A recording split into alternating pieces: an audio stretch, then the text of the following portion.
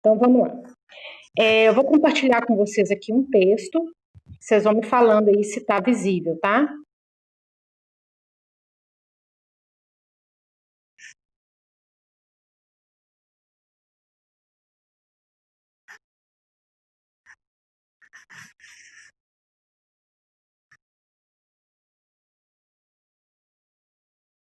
Tá visível?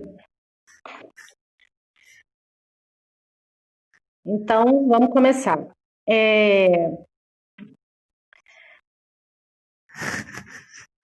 Esse texto é um texto que ele vai abordar psicologia, psicanálise, o encarceramento infantil e a arte, né, que é uma ferramenta utilizada pela pesquisadora que escreveu o artigo num projeto que ela realiza, né? Vocês vão entender aí ao longo do texto como é que é esse projeto, e ela vai discutir como que esses aspectos se interlaçam, né, para tratar a dimensão do encarceramento, o encarceramento juvenil, tá? Tá todo mundo acompanhando aí? Estão me ouvindo bem? O texto que eu mandei para vocês, ele já está marcadinho. Eu marquei aí com marca-texto e coloquei uns comentários do lado, né? Que é o que vai fomentar o nosso debate aqui. Por aqui, no Zoom, não aparece essas marcações que eu fiz, tá? Mas pelo texto de vocês, as minhas marcações, os meus estudos estão aí para vocês acompanharem também. Caso vocês prefiram acompanhar por aí, vai ter esse plus aí. Se eu der uma paradinha aqui, eu estou admitindo o pessoal que está chegando aí, tá? Boa noite para quem chegou depois. Estou começando agora o texto de psicologia jurídica. A autora do texto, né, as autoras do texto, elas vão trabalhar a partir do Estatuto da Criança e Adolescente. A gente poderia fazer um retrospecto, né, pensando em como que o conflito com a lei, o adolescente em conflito com a lei foi pensado ao longo da história, né? A gente vai ver que nós tivemos no Brasil, na década de 20, o Código de Menores. O Código de Menores, ele tratava a criança e o adolescente como objeto de intervenção do Estado. E o Estatuto da Criança e Adolescente, que é de 1990, ou seja, 70 anos depois, ele vai tratar o adolescente como um sujeito de direitos. Essa é a grande diferença entre os dois modelos, e ela vai ser uma diferença fundamental para a gente pensar o que o Estatuto da Criança e Adolescente propõe e o que ele consegue ou não executar. E quando a gente vai ver a noção que está lá no Código de Menores, que é do adolescente, a criança e o adolescente como objeto de intervenção do Estado, a gente vai ver que muitas dessas práticas ainda permanecem, principalmente no nosso entendimento do que é o papel do Estado com relação à criança e adolescente, principalmente o que é demandado por parte da sociedade, sabe? Então, essa noção que o ECA traz do sujeito de direitos, ela não é completamente atingida até os nossos dias, tá? Então, a gente vai ver aí as autoras dizendo, né, no primeiro parágrafo aí da página 185, as autoras vão dizer que essa experiência do encarceramento precoce, ela tem ainda o agravante da violência, né, uma violência que é realizada contra esse adolescente, tanto por agentes do Estado, anônimos, né, as instituições públicas também. Acredito que vários de vocês vão se lembrar dos exemplos aí da FEBEM, né, as FEBEMs, né, o quanto que elas são um fantasma na sociedade ainda, né, com relação a esse tratamento violento do adolescente, né, que comete um crime, né? Então, a violência é uma marca que a gente ainda carrega no manejo com o adolescente em conflito com a lei, né? E elas partem desse relato, do relato que os adolescentes trazem para elas, né, nas intervenções que elas fazem. Elas citam aí, né, que as estatísticas mostram, né, que é subestimado, né, essa violência ela é subestimada, nem sempre essa violência chega ao nosso conhecimento, né? E aí elas lançam uma pergunta. Nesse cenário que é perverso, né, e é um cenário instituído, ou seja, ele está aí, né, enquanto instituição, Como que a psicologia, a psicanálise e a arte podem contribuir para a elaboração subjetiva dos socioeducandos que vivenciaram tão poderosos traumas, bem como para a transformação de tão cruel status quo. Status quo é uma palavra do latim, né, que significa estado das coisas, né? Então a gente está partindo aí de um estado, de uma situação que existe e que a nossa intervenção sozinha não vai mudar, né? A nossa intervenção é parte de todo um sistema muito mais amplo, que vai precisar da nossa intervenção, mas vai impor limites. Ok até aqui? Então, aí no terceiro parágrafo, ela vai falar do Estatuto da Criança e do Adolescente, né? Qual que é a noção de adolescente que está no Estatuto, né? O adolescente de 12 a 18 anos, a quem seja imputada a prática de ato infracional, poderá ser imposta medida socioeducativa, cujo objetivo difere das penas aplicadas aos adultos. Vamos destrinchar isso aí um pouco. Então, já estabelece que o adolescente, aqui entendido, é aquele de 12 a 18 anos, a quem seja imputada a prática de ato infracional. Veja, aqui a gente já tem aquela noção de imputabilidade e inimputabilidade que nós vimos na aula sobre psicopatologia, né? Aplicada ao campo jurídico, né? Quem é imputável, quem não é inimputável. E aqui tem uma coisa que eu gostaria que vocês pensassem. A quem seja imputada a prática de ato infracional. O que eu estou querendo trazer com isso? Nem sempre o adolescente que é penalizado foi quem cometeu o ato. Na nossa realidade, eu vou trazer para vocês pensarem a lógica do tráfico de drogas, muitas vezes o adolescente, ele é o bode expiatório. Ele é aquele que às vezes é eleito por parte da organização criminosa para assumir o delito. Então, esse adolescente que a gente está tratando aqui nem sempre é o autor do ato. Ele pode ser aquele a quem é imputada a prática do ato. Muitas vezes ele é levado, inclusive, a confessar um ato. Tá? Isso é um ponto que a gente precisa considerar aqui. Medida socioeducativa, né?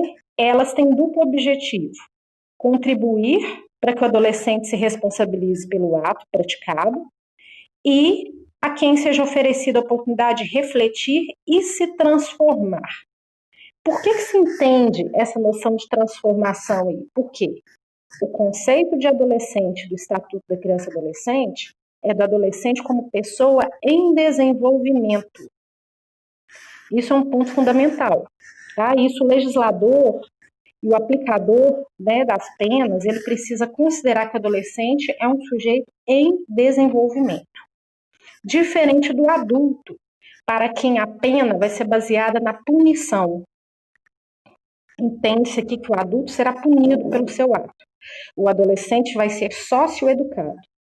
E nessa socioeducação, considera-se que ele precisa se responsabilizar pelo seu ato, mas também pode se oferecer a ele condições de refletir sobre o ato e se transformar por estar em desenvolvimento. Acompanhando até aqui?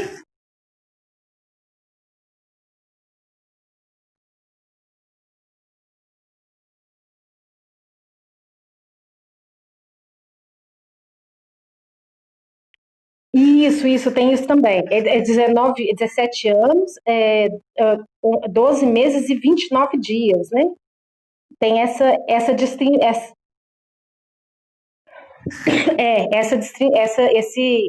esse ponto aí, ele é importante sim, Luiz. Ele tem a ver com essa delimitação de qual tempo para a adolescência que legalmente é admitido. Está correta essa sua afirmação aí.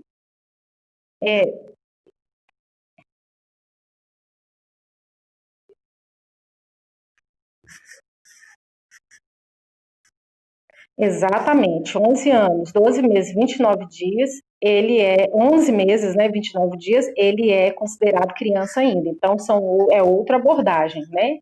E aí a gente vai ver uma presença nesse ponto aí, a presença institucional que vai se fazer valer é o Conselho Tutelar, né? Aqui, nesse momento, a gente vai ver que a ordem, né, a principal ordem aqui, o ordenamento inicial vai ser feito pelo CREAS, né? Os Centros de Referência Especializados em Assistência Social, né? Lembrando que o CREAS, diferentemente do CRAS, é quando há uma violência instalada, uma violência já apresentada, né?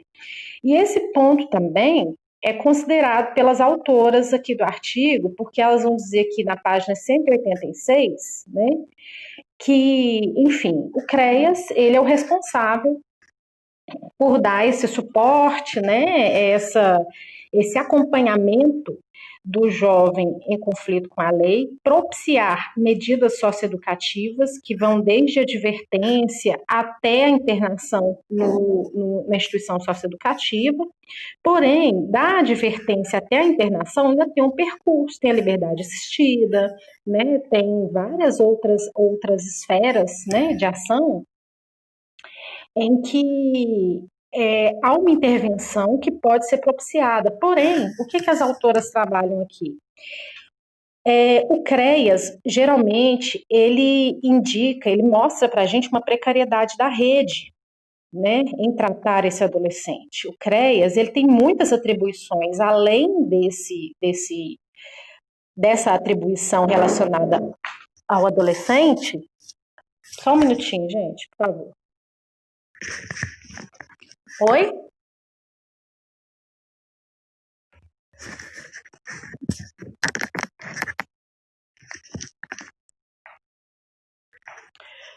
Pessoal, vou pedir para vocês, por gentileza, desligarem os microfones aí por enquanto, tá bom? Lembrando que o nosso prazo aqui, ele é contado. Nos últimos minutos da aula, eu dou a oportunidade aí, abro o microfone, né? Vocês abrem o microfone para vocês fazerem as perguntas. Então, nós temos aqui, né, a questão do CREAS, né, como aquela instituição que tem outras atribuições, e essas outras atribuições fazem com que haja uma sobrecarga de trabalho, porque o CREAS não cuida só, né, do jovem em conflito com a lei, também trata de violência doméstica, né, violência, vulnerabilidade familiar, violência, né, direitos de idosos. Então, essa sobrecarga de trabalho do CREAS, o número reduzido de funcionários, no nível do município, ela contribui para que essas ações socioeducativas iniciais não sejam bem fundamentadas. E isso faz com que haja um alto índice das medidas de restrição de liberdade, que deveriam ser exceções. Né? A medida de restrição de liberdade, que é a internação no centro socioeducativo, ela deveria ser uma exceção na nossa realidade, mas ela não é. Tá? Ela tem sido quase uma regra, porque as outras medidas não podem ser implementadas como deveriam ser. No próximo parágrafo aí, né, elas vão dizer que também, né, agrava-se aí essa situação, porque no senso comum, né, muitas vezes influenciado também pelos grandes meios de comunicação, a gente vê que a noção que as pessoas têm relacionada à prática do ato infracional, né, por parte do adolescente, é de que esses jovens são impunes, né, que há uma impunidade vigorando, e, na verdade, as estatísticas mostram que a quantidade de socioeducandos que já viveu a experiência do encarceramento é muito alta. Né? Nós temos vários adolescentes que já foram internados, que estão em situação de internamento, de internação, e que muitas vezes poderiam ter sido tratados inicialmente com uma medida socioeducativa não tão extrema. Tá? Isso também é um ponto que elas colocam, elas também relacionam a essa pressão social para que a punição que as pessoas atribuem ao encarceramento seja colocada em prática. Tá? Ela cita aí um caso, né, de um jovem que estava numa situação de estresse pós-traumático, né? Pelo que a gente pode ver, que a gente pode supor um estresse pós-traumático, né? Que ele viveu um trauma relacionado à internação no socioeducativo e que não conseguia falar, né? Ela relata como ele se apresentou no serviço, só conseguia sair de casa acompanhado por alguém, né? Não saía desacompanhado mais. Então, esse tipo de situação é a situação que elas lidavam nesse programa que elas trabalhavam, né? Nesse programa ligado à vara da infância e da juventude. E elas falam, inclusive, aqui de uma situação que gerou o atendimento delas nesse projeto. Tá? Vou falar brevemente para vocês, gostaria que vocês lessem depois com mais calma. É um projeto bem interessante, em que qual foi a situação que gerou, né, esse projeto? Houve um habeas corpus impetrado pela Defensoria Pública do Espírito Santo na época, que determinou que as unidades de internação socioeducativas dos estados do Rio de Janeiro, Bahia, Ceará e Pernambuco, né, tivessem um número reduzido de internos. Verificou-se, né, como é facilmente verificado isso, que a taxa de ocupação das unidades era muito acima da capacidade. Para vocês terem uma noção, olhem o finalzinho do penúltimo parágrafo da página 186, a última frase. Na decisão, o ministro Fachin delimitou a superlotação das unidades de internação, estabelecendo em 119% a taxa permitida. Então, ele colocou como permitido uma taxa muito acima da capacidade. Então, vocês imaginam como é que estava antes. Né? Então, nessa decisão, o que acontece? Os jovens que tiveram que sair da medida socioeducativa receberam o cumprimento de medida socioeducativa de internação domiciliar. Eles tiveram que ser internados assim, né? Internados em casa, né? Para cumprir essa determinação do Supremo. E aí, o que acontece? Na próxima página aí, a 187, elas vão dizer, lá no primeiro parágrafo, que as outras medidas socioeducativas, elas têm um amparo no Estatuto da Criança e Adolescente. A internação domiciliar não tem. Então, eles se depararam com um impasse. Como é que a gente vai fazer isso? Como é que a gente vai acompanhar esse jovem, né,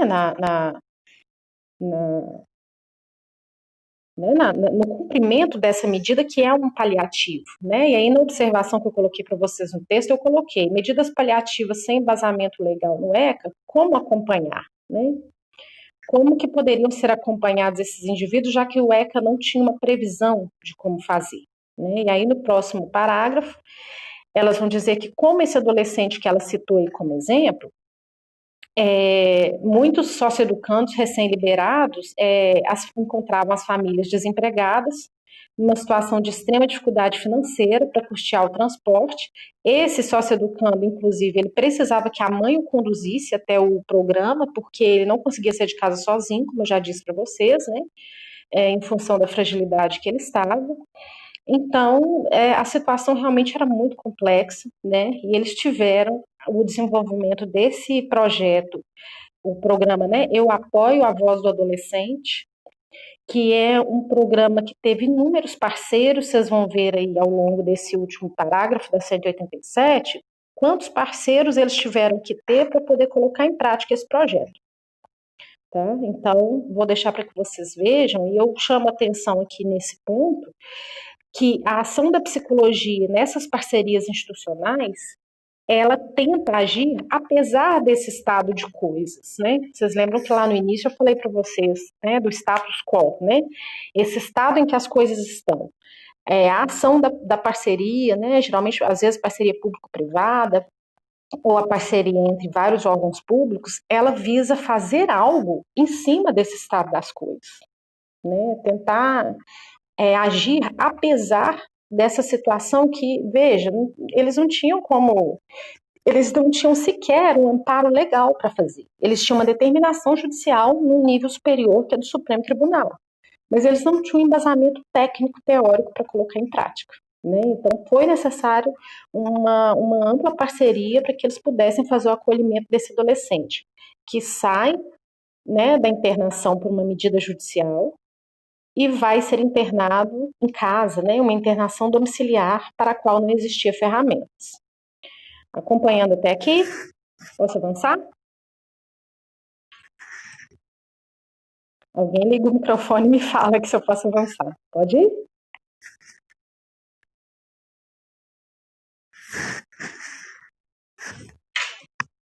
Passei para a próxima página aqui, hein?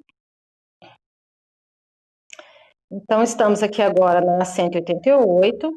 Marquei aqui como um ponto importante para a gente esse parágrafo aí do subtítulo sobre os jovens e a lei, onde as oportunidades não são iguais para todos, né? Elas vão dizer, nesse ponto aqui, o quanto que os profissionais, eles são interrogados pela realidade, né? A realidade aqui, ela mostra o quanto que as nossas teorias e técnicas, elas são limitadas, né? E nem era para ser diferente, né? A gente está o tempo todo falando para vocês no curso de psicologia o quanto que nós precisamos sempre considerar a realidade para além dos nossos modelos teóricos, eles precisam ser revistos, a gente precisa sempre ter informação para poder estar acompanhando essa mudança tanto social quanto subjetiva da, né, da sociedade. E aqui elas falam justamente disso, né? Assim, enquanto psicanalistas, permanecemos no campo da subjetividade e da perícia psiquicamente patológica, mas ouvimos histórias de realidade objetiva que se revelam extremamente devastadoras, fazendo com que o acesso à cidadania, ao patrimônio cultural e democrático estejam muito além do alcance da maioria desses jovens. Elas foram interrogadas, né? Elas se questionaram o que a gente vai fazer, que ferramentas que a gente tem para poder tratar essa realidade, né? Então, um outro ponto aí no próximo parágrafo, né, que foi quando elas começam a buscar saídas para isso, no início aí elas falam do lugar de psicanalistas e professoras universitárias inseridas na polis. Vejam bem, eu coloquei uma notinha sobre isso aqui, atenção para a noção de política. Isso aqui que elas estão falando é política. Vocês veem que elas mencionam a palavra polis. Polis é o espaço público. A gente tende a achar que a ação política está relacionada somente a partidos políticos, e não. Essa ação aqui de tentar mudar a realidade, né, considerando o estado das coisas, é uma ação política a partir de um profissional inserido na polis. A gente está inserido na polis, né? Então a nossa ação tem que ser uma ação na polis, né, nesse espaço público. Elas precisaram sair dessa esfera, né, essa esfera muito cômoda, né, da subjetividade, da simples elaboração de perícias e laudos, né, baseados somente na patologia, para poder avançar para um pouco além do que elas tinham como referências, né. Elas vão falar que elas buscam, né, na experiência, na teoria psicanalítica, né, algumas referências, elas encontram em Freud, né, uma indicação de que a psicologia individual é também social, né, o sujeito, né, ele está sempre envolvido nas duas esferas. Para Lacan, o inconsciente é a política, né, o que, em nosso entendimento, destaca o quanto somos influenciados, determinados e até manipulados pelo discurso do outro. Ou seja, o sujeito não é excluído da dimensão política, ele não é excluído da dimensão do contato com o outro, e a nossa intervenção também tem que se dar aí, tá? No próximo ponto que eu marquei para vocês, nesse tópico, né, por uma sociedade mais justa, aí da página 189, a gente vê, eu marquei um pontinho para vocês aí no meio, quando ela fala da criação do serviço de psicologia nessa vara de execuções de medidas socioeducativas lá do Rio de Janeiro. Vejam bem, o ECA é de 1990. A psicologia chegou nessa vara em 2017. Eu marquei esse ponto só para vocês considerarem a lentidão, né, da nossa inserção, né? A lentidão dessa nossa inserção nesses espaços e o quanto que isso implica, né, uma dificuldade na nossa prática. E aí elas vão falar novamente dos parceiros aqui embaixo, né? Os parceiros que elas tiveram nesse programa. No último parágrafo, eu falei um pouco sobre a diferença aqui da ética, marquei, né, a diferença da ética da psicanálise para a ética de uma forma geral. A ética da psicanálise está relacionada à ética do desejo, que é convocar o sujeito a manifestar a sua singularidade. E esse projeto aqui, elas tinham uma inserção da arte, né? A arte ela é muito provocativa disso, né? A arte ela provoca a nossa singularidade, a gente tem que dar uma resposta singular à arte, né? Então foi através da arte que elas conseguiram trazer esses jovens para algo do singular, para trazer alguma coisa do, do que cada um tinha de próprio, né? E essa é a ética da psicanálise, por isso o trabalho delas teve esse embasamento, né? Nessa página 190, eu marquei para vocês aqui, né, o relato que elas ouviam, né, dos jovens nas instituições pelas quais eles passavam, e elas mais uma vez foram interrogadas, porque a atuação delas era na vara de execução de medidas socioeducativas, mas quando os jovens chegavam, eles relatavam o que eles sofriam lá dentro do socioeducativo. Então, assim, como é que, né, que destino ético dar a tão dramático dado? Ou seja, o que nós vamos fazer com isso? Nós que estamos aqui numa ponta, eles estão, né, relatando algo que está além da nossa intervenção. Então, elas falam aqui de um movimento que elas fizeram, né, é, lá dentro do Poder Judiciário do Estado do Rio de Janeiro para tentar buscar um pouco para buscar um pouco amenizar essa situação, né? Elas fazem um recorte social, e no penúltimo parágrafo vocês vão ver, né? Elas dizendo que, sim, o perfil dos sujeitos que elas atendem é das camadas mais pauperizadas, e elas vão dar aqui embaixo uma referência do Luavaquan, que ele vai dizer que quanto mais o Estado evita investir em políticas de distribuição de renda, piora essa pressão por uma saída punitiva para as consequências disso, né? Assim, então, o que acontece?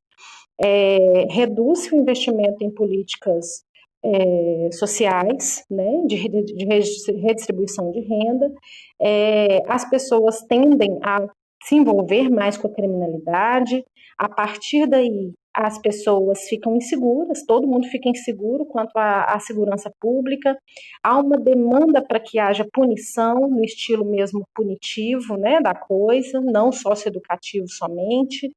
Então, isso vai virando uma bola de neve, né? Então, elas colocam a má distribuição de renda como um fator muito forte para a entrada do adolescente em conflito com a lei, tá?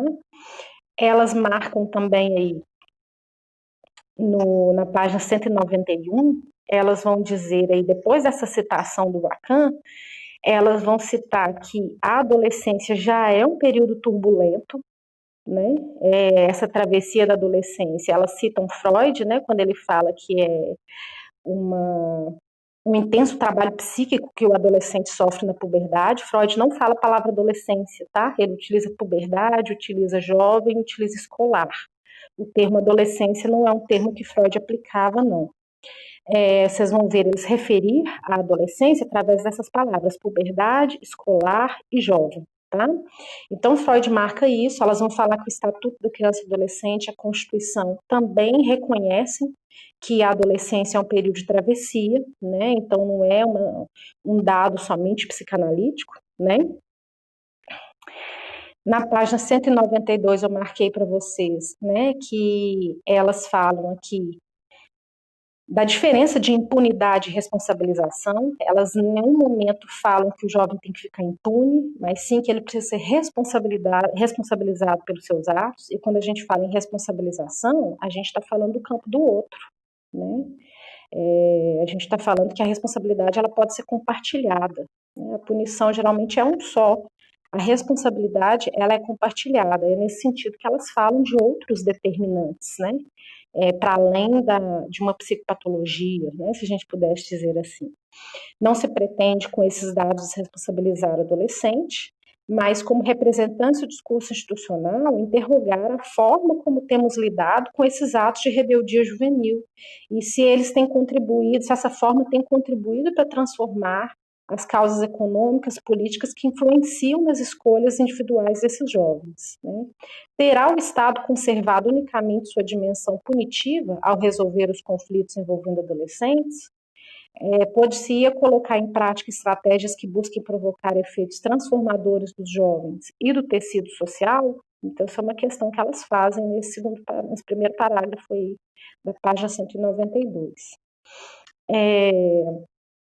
Elas vão citar mais duas referências aqui, dois filósofos, tanto a Judith Butler quanto o Ansel Horner. O Ansel Horner vai falar de uma busca, né, por reconhecimento, o jovem busca por reconhecimento social. A Judith Butler vai trazer a noção de vulnerabilidade, né, que todos deveriam ser encarados como vulneráveis, e não somente algumas categorias sociais. Isso também é um ponto que rende uma boa discussão, né? E o quanto que a noção de vulnerabilidade que ela traz vai fazer com que a gente tenha uma noção diferente do caráter de vitimização, né? Um vulnerável, ele é protegido, né? A vítima, ela precisa sempre ser reparada, né? Por alguma coisa que ela sofreu. Então, é interessante a gente pensar no quanto que a noção de vulnerabilidade, ela faz com que a gente ultrapasse essa noção simplesmente de vitimizar o adolescente. Preciso considerá-lo como vulnerável, alguém que precisa de proteção, né? E não vitimizá-lo, não colocá-lo como vítima, né? E aí, encaminhando para o final do texto, nós já estamos terminando nosso tema aqui, nosso tempo. Vou deixar para as perguntas vocês fazerem no comecinho da próxima aula, daqui a pouco, de ética, tá? A gente pode começar, a gente deixa uns minutinhos no início, para a gente poder discutir as dúvidas que vocês tenham sobre esse texto aqui. No final, elas vão tentar colocar para a gente as propostas, né, que com relação à experiência delas, né, vou pedir que vocês leiam aqui com cuidado, que é baseado em fazer operar essa função de sujeito, tá? Podemos discutir isso daqui a pouco na nossa próxima aula, ok? Eu vou encerrar aqui e daqui a pouco mando o link da próxima.